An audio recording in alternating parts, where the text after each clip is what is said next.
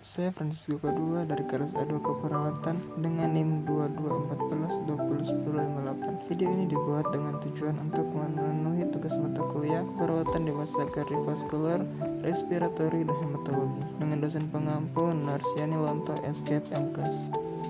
Saat ini saya akan menjelaskan tentang apa itu sistem kardiovaskular atau sistem peredaran darah pada manusia. Sistem kardiovaskular terdiri dari jantung, pembuluh darah, dan darah. Fungsi utama sistem ini adalah untuk mengangkut nutrisi dan darah yang mengandung banyak oksigen menuju seluruh tubuh, serta membawa darah terdioksigenasi kembali ke paru-paru. Sesuai fungsi dari sistem kardiovaskular yang bertanggung jawab untuk mengirimkan darah ke berbagai bagian tubuh, dan berikut ini adalah organ dan jaringan yang membentuk sistem tersebut. Yang pertama, jantung. Jantung merupakan salah satu organ vital dalam tubuh manusia yang berfungsi untuk memompa darah ke seluruh tubuh. Jantung terletak di bagian kiri rongga dada, tepatnya di bagian belakang sisi tulang belakang. Ukuran jantung orang dewasa kira-kira sebesar kepalan tangan. Di dalam jantung terdapat 4 ruangan yang terbagi menjadi 2 bilik atau ventrikel dan 2 serambi atau atrium. Serambi dan bilik kiri jantung berisi darah bersih yang kaya oksigen, sedangkan bilik dan serambi kanan berisi darah kotor.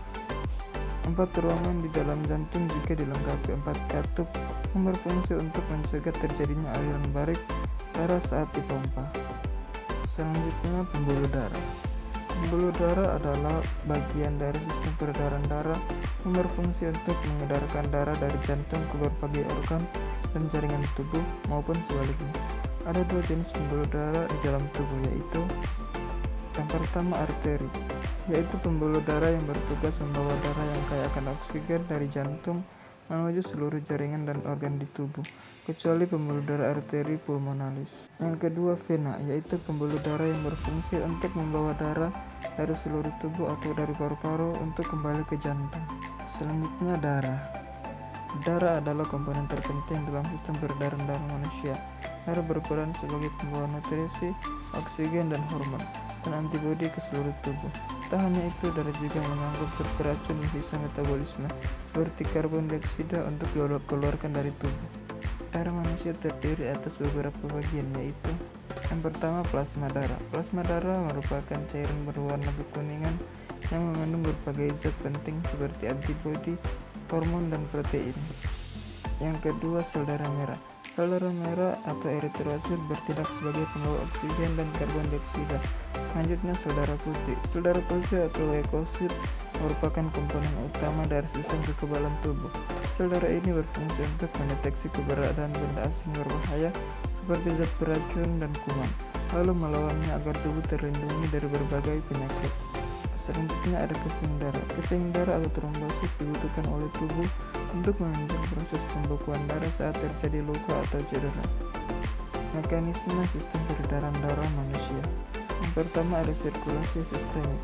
Sirkulasi sistemik merupakan sirkulasi darah yang mengalir seluruh tubuh.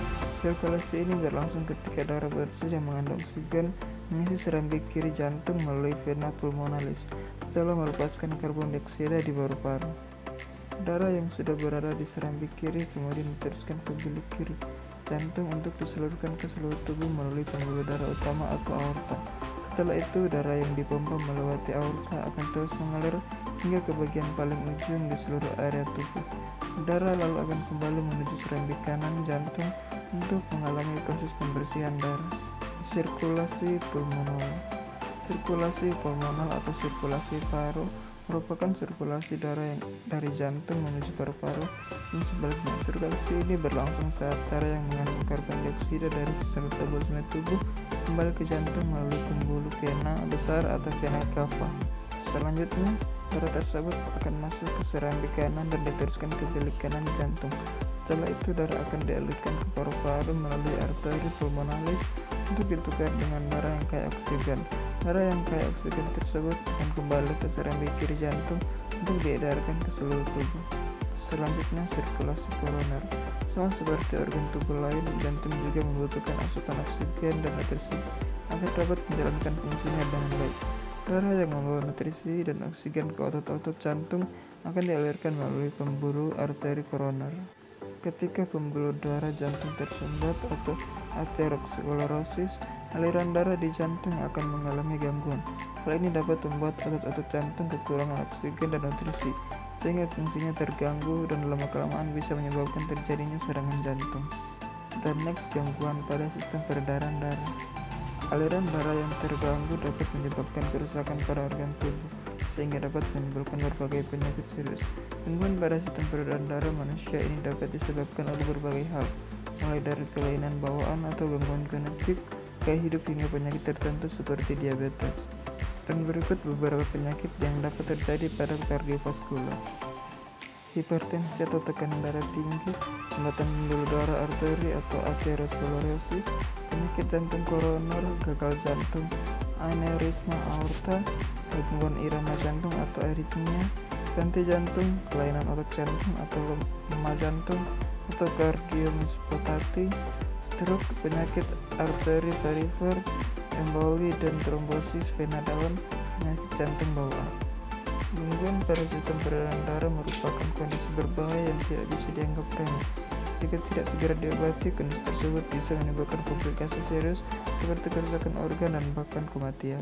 Universitas Pembangunan Indonesia Manado adalah suatu universitas yang terletak di Kota Manado yang telah terakreditasi oleh Badan Akreditasi Nasional Perguruan Tinggi dengan 6 fakultas dan 8 program studi, dan telah tersedia segala fasilitas yang siap menunjang proses pembelajaran mahasiswa. Mari bergabung bersama kami di